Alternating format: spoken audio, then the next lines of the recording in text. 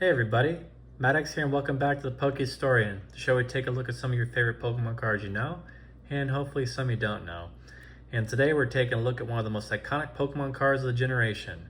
We're looking at Umbreon from Evolving Neo Discovery. I actually don't own the Umbreon VMAX from Evolving Skies. I don't have $1,800 lying around, but we'll take a look at that card one day. But for today, we're taking a look at the original Umbreon holographic card from Neo Discovery. Neo Discovery came out on June 1st, 2001.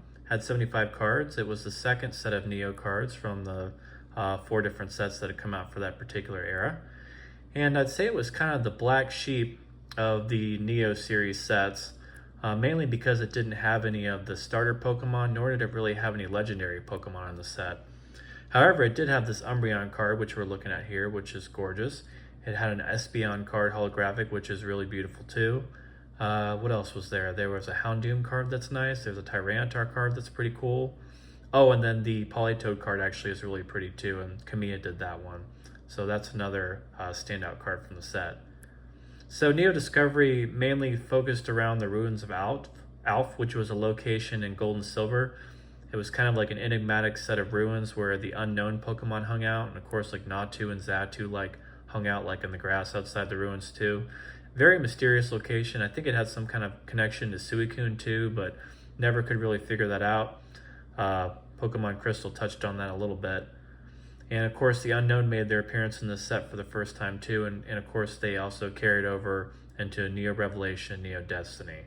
So it definitely has its own type of vibe going on. It's definitely got a theme that I like pretty good. Ancient Ruins are always cool, but it never quite took off like the other sets. So let's go ahead and take a look at the card a little bit closer. As we can see up here, we have the Darkness Energy, which of course was a big deal at the time because we had just seen Darkness and Steel type Pokemon for the first time with Gold and Silver, and everybody wanted the Dark and Steel type cards at that time. And then we have Umbreon here, looking very dark and mysterious up on this cliff. Can't really make out too much of its body, which I think is actually cool. It gives it more of a mysterious aura to it and really kind of adds to the kind of nature that Umbreon's trying to portray. And it's staring out into the distance on this cliff, and it kind of gives me like Midnight Lion King kind of vibes to it or something. It's just really cool.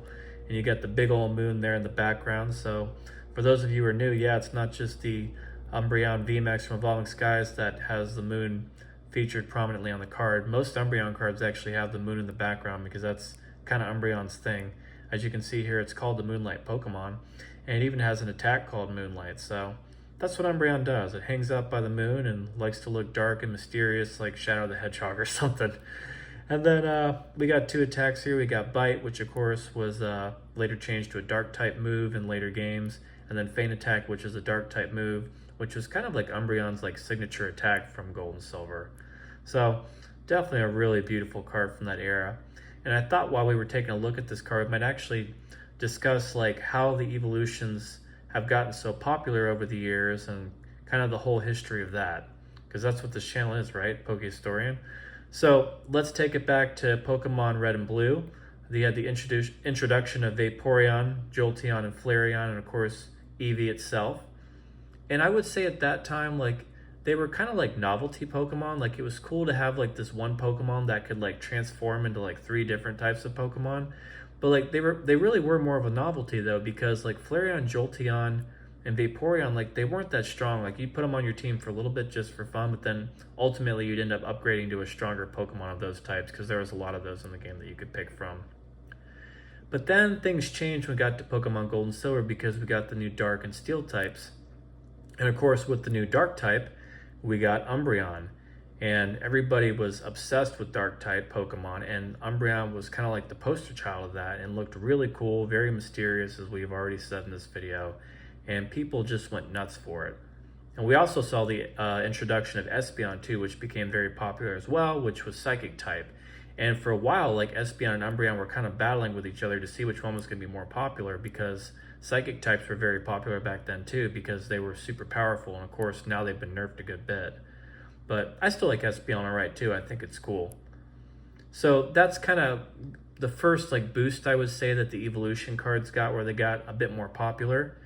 And then they kind of remained popular through the mid-2000s. Of course, we got Leafeon and Glaceon, which came out in Diamond and Pearl, and they were pretty popular, but I feel like they didn't really do a whole lot for like the popularity of the evolutions in general. Like, they were cool, but they didn't really set the world on fire like Umbreon and Espeon did, and that's probably just because the typing wasn't as interesting. And by the time like Diamond and Pearl came out, a lot of people had kind of exited Pokemon too. But they were still pretty cool. I actually like Glaceon a lot. That's one of my favorite evolutions.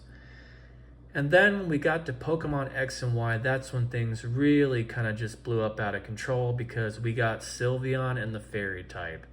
And man, did everybody like Sylveon when it came out. It was really cute and really fun and very powerful. And of course, the Fairy type in general was very powerful, being one of the few types that could actually go head to head with Dragon type Pokemon. So that just made everybody love the evolutions. I remember going to a couple conventions around that time and seeing girls like dressed up as the different evolutions too. And then I kind of realized like, okay, now we are very seriously getting some pretty heavy popularity for these evolutions.